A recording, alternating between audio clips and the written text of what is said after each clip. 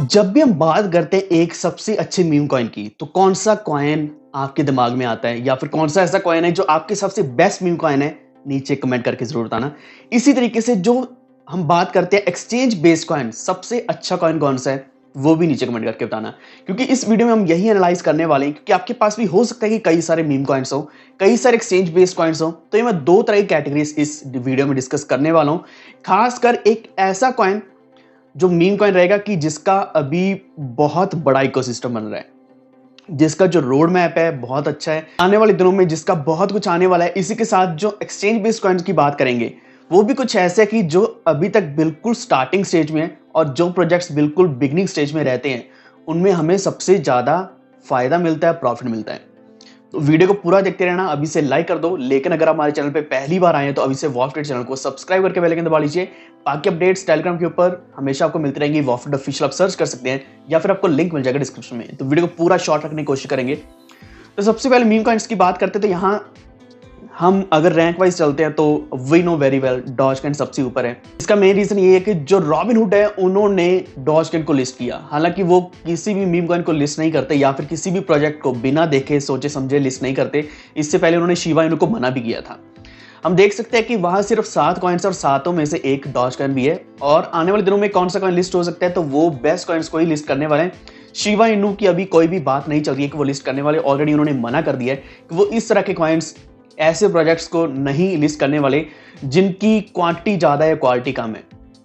यानी कि community based coin है तो क्वांटिटी ज्यादा है लेकिन क्वालिटी कम है, तो उनके हिसाब से ये बेस्ट प्रोजेक्ट नहीं है। इसी तरीके से अगर हम दूसरे कॉइन की बात करें तो यहाँ Shiba Inu, we already no Shiba Inu, हम डेली बात करते हैं कि इसका शिबेरियम आ रहा है, खुद का ब्लॉकचेन आ रहा है, डॉगी दाओ आ चुका है। इसी के साथ एनएफटीज के ऊपर काम चल रहा है, मेटावर्स अपना खुद का बिल्ड कर रहे हैं, गेमिंग कुछ गेम्स बिल्ड कर रहे हैं मेटावर्स बेस्ड। तो शिबा इनू हमें रेगुलर बेसिस पर कुछ ना कुछ अपडेट्स देता रहता है। यहाँ इन्होंने अभी रेगुलर बेसिस पर बर्न भी शुरू कर दिया है। तो बेस्ट कॉइन्स में से एक ये दोनों हैं वैसे, Dogecoin, Shiba Inu. Third coin जो कि वायरल हो चुका है, baby Dogecoin, we already know, लेकिन मैं नहीं मानता क्योंकि उसका कोई यूज केस नहीं है।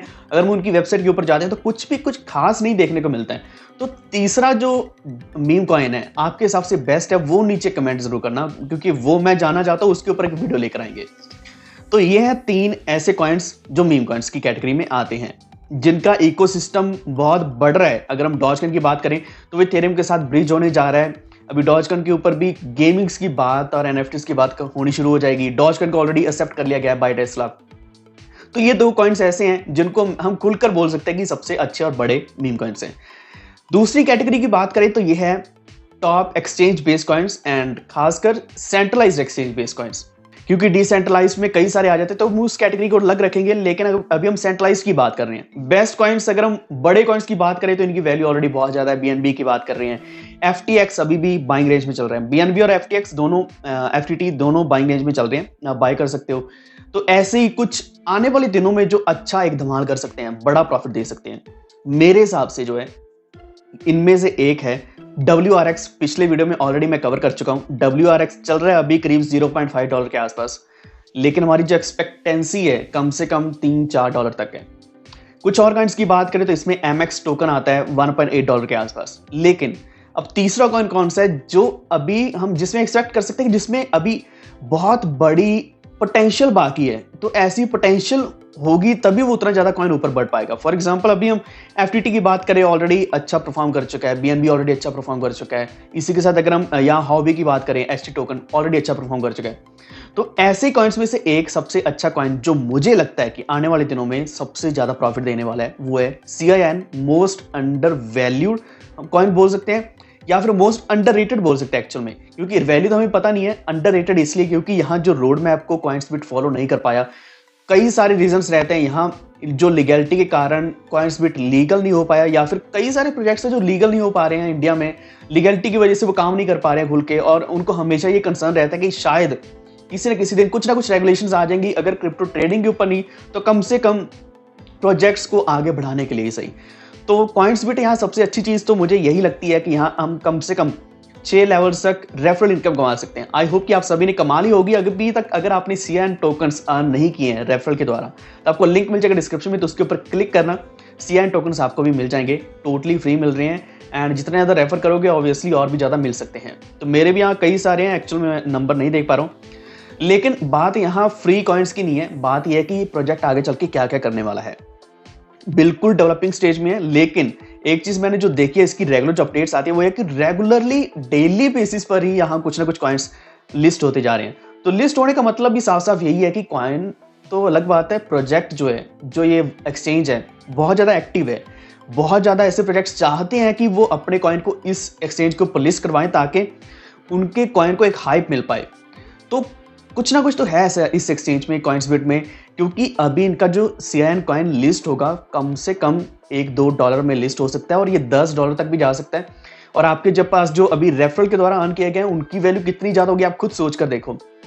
तो इसी तरीके से ये हमें एक बड़ा इवेंट देखने को मिल सकता है जो एक्चुअल में फरवरी या मार्च महीने के अंदर दिखना था। हालांकि ये फरवरी अभी खत्म हो चुका है, मोस्ट प्रोबेबली हमें फर्स्ट क्वार्टर के अंदर कुछ ना कुछ बड़ा इवेंट देखने को मिल सकता है। लेकिन यहाँ कॉइन्सबिट जो नए और चीजें लेकर आ रहा है उसमें क्या कि ये डिफाई के ऊपर काम करेगा, लिक्विडिटी पूल्स लेकर आएगा, लॉन्च पैड अपनी खुद के लेकर आने वाला है, यानी कि जो नए प्रोजेक्ट्स हैं वो खुद कॉइन्सबिट लॉन्च करेगा। इसी के साथ स्मार्ट चेन के साथ काम करेगा and governance and voting rights भी मिलेंगे। जितने भी आपके पास CN टोकन्स रहेंगे उसके बेसिस पर आपको भी कुछ ना कुछ गवर्नेंस राइट्स मिलने वाले, NFTs के ऊपर काम करने वाले। तो कॉइन्सबिट बहुत बड़ी प्लानिंग करके बैठा है। एक्चुअल में अगर इसकी टीम की बात करें तो इंडियन टीम भी है, लेकिन इसी के साथ जो कंफाउंडर है वो बाहर के हैं। कॉइन्सबिट जो मेन है, ग्लोबल कॉइन्सबिट है, वो अलग एक्सचेंज है, इंडिया के लिए अलग से बिल्ड करी गई है। तो बहुत ज्यादा सपोर्ट मिली है एक्चुअल में कॉइन्सबिट को इंडिया में। तो यही कारण है कि अभी इसका जो इतना रोड मैप बाकी है, इवेंट्स आने बाकी हैं, वो इवेंट्स जब आना शुरू हो जाएंगे तो यही सबसे ज्यादा प्रॉफिट आपको कॉइन देने वाला है। लेकिन आपके हिसाब से कोई और कॉइन है या फिर आपके हिसाब से ये कॉइन कहां तक जा सकता है, क्या इसकी वैल्यू हो सकती है, नीचे कमेंट करके जरूर बताना। बाकी अपडेट्स टेलीग्राम के ऊपर शेयर करता रहूंगा, वॉफड ऑफिशियल आप सर्च करके या लिंक के ऊपर क्लिक करके ज्वाइन कर लेना। बार बार बोलना पड़ता है। इस वीडियो को लाइक एंड शेयर जरूर कर देना और हमारे चैनल वॉफड को सब्सक्राइब करके बेल आइकन दबा लीजिए ताकि आप तक सारे नोटिफिकेशन सबसे पहले पहुंचे। धन्यवाद।